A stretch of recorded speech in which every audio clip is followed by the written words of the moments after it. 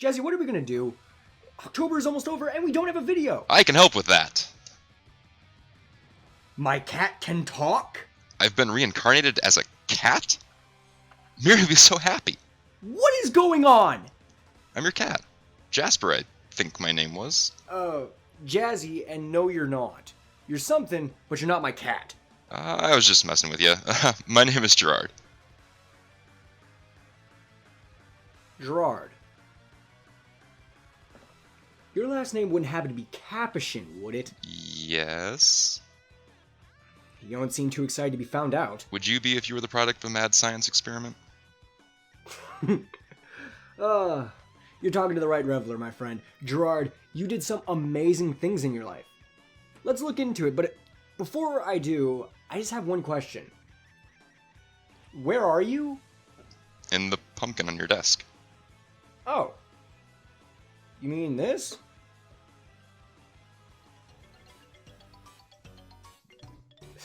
Spooky. Alright, let's get into it. Dang it! Alright, let's just get on with it. Gerrard Capuchin was born in the domain of Benalia on Dominaria in the year 4179 AR to the noble clan Capuchin, one of the 7 families that held dominion over the land. Now, before we move on, we need to discuss something important. Let's talk about the Bloodlines project. In his attempt to make the perfect warrior to wield his legacy, Urza pulled the trigger on a genetic project so morally questionable that it caused a rift in the Solarian Academy. Now, Urza specifically targeted areas that had ties to white mana, places like Benalia and Jamura. The head of the clan Capuchin, Nathan, was approached by Urza and asked for his cooperation on the project. In exchange for his clan's willingness to submit to the whims of the project, Urza offered the Silver Golem Karn's services for the next 50 years as a protector. Nathan agreed, and his cousin Joffrey Capuchin married Mir Orktovi. About 50-ish years later, Gerrard was born, and at about the age of 4, Benalia was attacked by Phyrexian forces and his family was all but wiped out, save for the young Capuchin, who, under Karn's protection, was taken to Jamura and was adopted by the warlord Siddard Kondo, an ally of Urza. Throughout his adolescence, the young Gerrard trained hard and honed his skills, and by the time he was a teenager, he was a valued member of the Kondo tribe. Over the years, Gerrard became very close with his adoptive family, as they were all he had, and he even became especially close to his adoptive brother, Vuel. However, not everything was all sunshine and rainbows for the young Capuchin, as the Phyrexians had been following him the whole time and had sent a spy to infiltrate the Kondo tribe, a wrath-born human by the name of Stark Ill-Vec. As the two boys grew older, Vuel had come upon his tribal birthright, initiation by climb. Stark was fully prepared to sabotage the event, of course. He poisoned the paint that would be on Vuel's ritual tattoos. During the climb, Vuel fell, but was saved by Gerrard, and since tradition required he face the climb alone, Vuel failed. This was not the end of Stark's meddling, of course. He filled Vuel's heads with the notion that Gerrard was trying to steal his birthright, and told the boy to do the same. Vuel stole pieces of the legacy Gerrard did have, and even disabled Karn. Quite the Karnundrum there. Oh, that pun was so bad, Yawgmoth said it was vile. Shh! You're interrupting the story! With a slew of legacy weapons in hand, Vuel ran off and used the goods to finance his own army, and without ever thinking twice, Vuel attacked his former tribe and even killed his father Sidar. Not that Gerrard was aware, though. He wasn't even in Jamura at the time of the attack. He was off in Yavimaya receiving training from Multani. It was while he was there in Yavimaya he met the elf Rofellos and the cat warrior Miri. They had all sorts of adventures together. I remember it like it was yesterday. You do? To do what? Remember your adventures with Miri and Rofello? I remember almost marrying Miri because of some weird ritual, but that's about it. Uh-huh. Well, when word finally got back to Gerrard about what Vuel had done to the Kondo tribe, he also learned at the same time Vuel had disappeared. In order to find his wayward brother, Gerrard and his friends met up with a captain by the name of Sisay, and they joined her crew aboard the skyship Weatherlight. Yes, that skyship Weatherlight. Now, before you get confused, let me explain real quick. Sisay's family was also part of the Bloodlines project, and her family was given the ship in the same way the Capuchins were given Karn. Why does it feel like my family drew the short stick? Because they totally did, my friend. Anyway, Gerrard and Sisay did have differing goals, so to speak. Sisay was on a mission to gather the other legacy items so she could defeat the Lord of the Wastes. But the funny part is, they didn't know, is Lord of the Wastes was actually Yawgmoth, leader of the Phyrexians himself. So Sisay's goals were lofty to say the least, but Gerrard just wanted to find Vuel and get his revenge. Much more manageable, suffice to say. While on the Weatherlight, it was there he met Hannah, the ship's navigator. They mutually fell in love. For the first time in a while, Gerrard felt happy. Genuinely happy. This wasn't until a mission in Urborg really took a turn when Rofellos died. Gerrard was distraught. He was tired of people dying because of him, and he left the Weatherlight crew and rejoined his clan in Benalia, becoming a soldier. Of course, it was only a matter of time before the old life he left came back to him. That was the day when the first mate Tangarth came to see him and told Gerrard Sisay had been abducted. It was at that point Gerrard had to make a decision. Either let his friends die or rejoin the crew. Gerrard decided it would be best if he tried to save his friend. Once back on board the ship, Gerrard learned that it was, surprise, surprise, Stark who gave Sisay the information that got her captured. Now, Gerrard had all the reason in the world to think Stark had a hand in her disappearance, namely because she had been taken to Wrath, where he is from. And well, if you remember at the beginning of the video, a lot of this was his fault in the first place. But no, it wasn't Stark, and to prove his loyalty, Stark killed a warlord who was sent after Gerrard.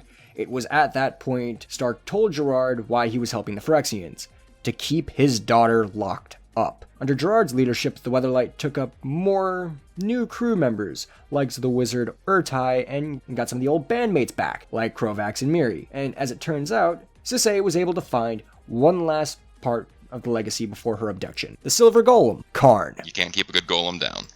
Amen! Once Gerrard reactivated him and everything was underway, the crew plane shifted to Wrath, and things immediately went sideways as they were immediately set upon by the Predator, and an epic battle was had as Gerrard was heroically knocked overboard and fell into Skyshroud Forest. It was here where Gerrard met the Oracle Ill-Vec, and he was declared the chosen one to lead the tribes against the Evankar stronghold. Gerrard was taken to the Lord of the Woods Eladamri, who had taken Miri and Hannah prisoner because they were in his woods. Gerrard explained what happened, and the two crew members were let go, and the crew regrouped to save Karn and Tangarth, who had been captured by the Amankar's forces. Oh, and for bonus points, the Weatherlight had been damaged so they couldn't leave. The plan was simple. Urtai would work on getting a portal out of Wrath, and the rest of the crew would go rescue the prisoners with the help of the tribes from Wrath, who led a friggin' attack on the stronghold. Gerrard was successful in saving Karn and Tangarth, but they had to fight Krovax's former guardian, Selenia. Krovax killed her, but this turned him into a vampire because of reasons. I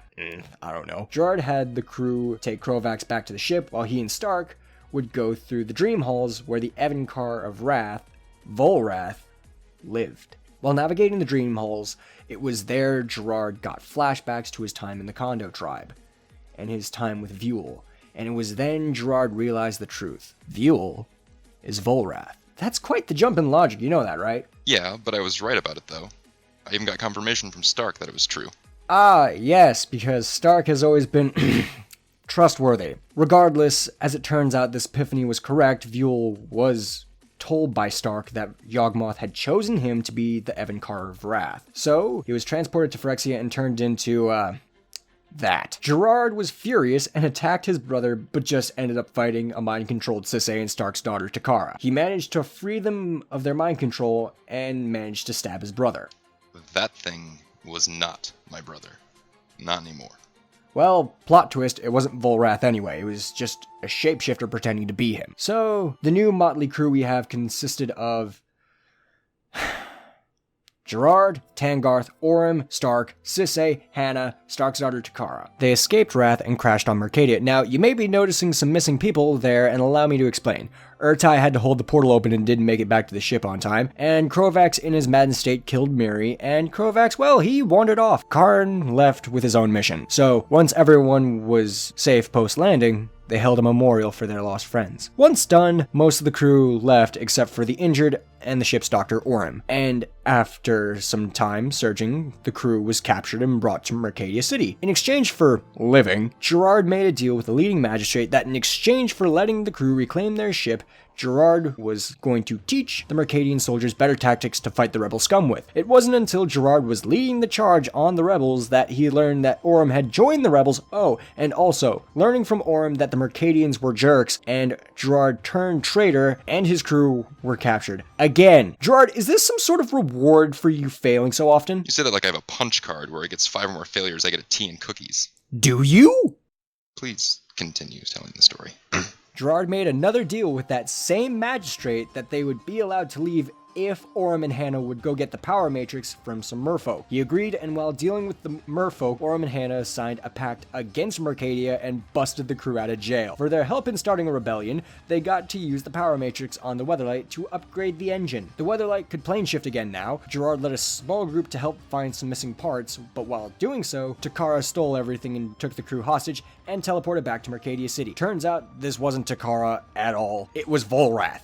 Gerrard managed to somehow free the crew and get the ship back, but Volrath had already gotten away, and the Weatherlight sailed off and left Mercadia to fall into absolute rebellion. Our heroes, everyone! So, once back on Dominaria, lo and behold, the Phyrexian invasion was afoot. The crew flew off to Bonalia to warn the populace, but the officials thought they were pranksters and threw them in jail. Oh, come on, Gerrard! You have the worst luck! You're telling me? Gerrard and the crew escaped, fought in the invasion, but couldn't save many people, and to make things even better, Hannah had gotten the plague from the Phyrexians and was made worse by an injury she had sustained earlier. Gerrard was advised by a blind seer, it's Urza, okay, to go to Llanowar, where they were reunited with Eladamri. And when he couldn't cure her, Gerrard began to grow desperate, and after making an appearance in the Cave of Koios, Hannah passed away. Racked with grief, Gerrard was almost taken by a Phyrexian general named Sabo Tavak. Again, WotC. Names. What even? Under his control. But with the help of his friends and Karn killing Sabo, Gerrard was able to take command over the Weatherlight again, but he was also taking more risk and was more willing to die for the cause. It was at this point Wrath had overlaid with Dominaria, and the Weatherlight once again had to fight the Predator. And despite winning, Gerrard was captured by the Phyrexians, led by none other than Urtai, the guy who was left on Dominaria. Yeah, Gerrard was brought to the stronghold and was shocked to find his old ally Krovax had become the new Evankar. Krovax brought Gerrard directly to Yawgmoth, and shockingly, he wasn't killed. No. Yawgmoth was in need of his services and was willing to offer something Gerrard wanted in exchange for his loyalty. Yawgmoth offered to bring Hannah back to life. Gerrard swore himself to Yawgmoth, but in order to prove his worth, he had to fight another defender of Dominaria, none other than Urza himself. Gerrard failed to best Urza twice, but after 2 rematches, Gerrard decapitated Urza and was rewarded with Hannah, but not as he thought she would be. It was only a recreation of her. Gerrard stabbed it, and to his surprise, this upset Yawgmoth.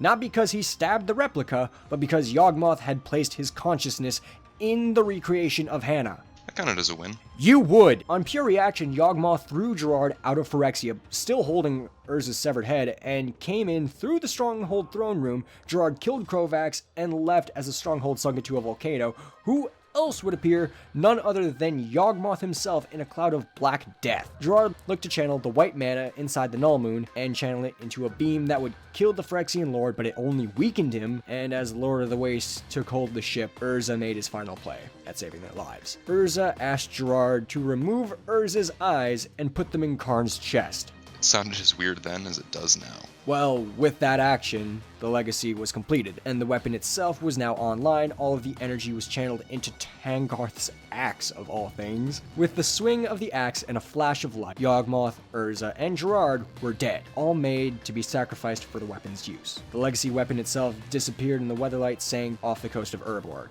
But there were survivors. Most of the crew did, and Karn, well, he got a new lease on life. Well? What? What? Why should I be proud of that? Why should I be proud of any of that? Seriously. If you recounting my great history as the hero taught me anything, it's that I was a failure, just a pawn to be thrown away. I was created just to die. Aren't we all, though? Not the point. Look, if you telling me my life story back to me we're supposed to do any good, it didn't, okay? I'm no hero, alright?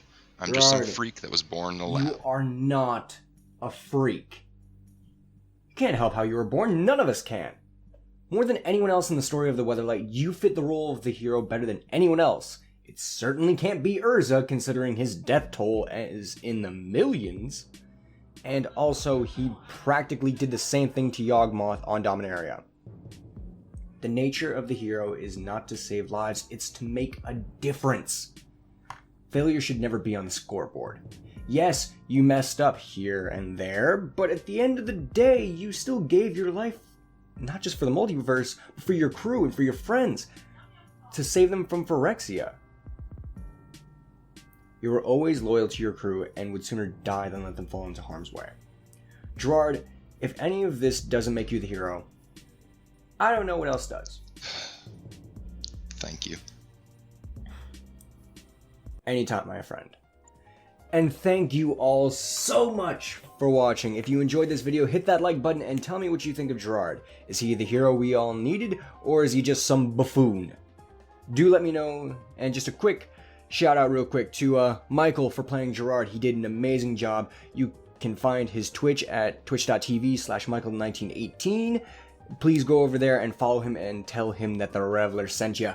And speaking of, if you want to revel with me and Xenaghost, hit that subscribe button, and until next time, everyone, may the Lotus watch over you.